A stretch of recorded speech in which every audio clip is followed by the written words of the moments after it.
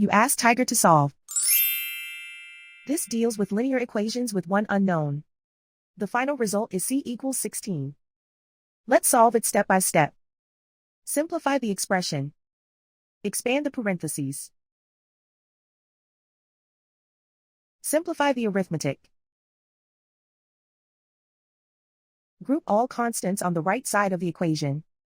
Add 48 to both sides.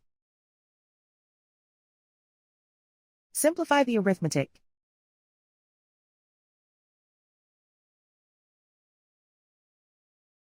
Isolate the c. Divide both sides by 4. Simplify the fraction. Find the greatest common factor of the numerator and denominator. Factor out and cancel the greatest common factor.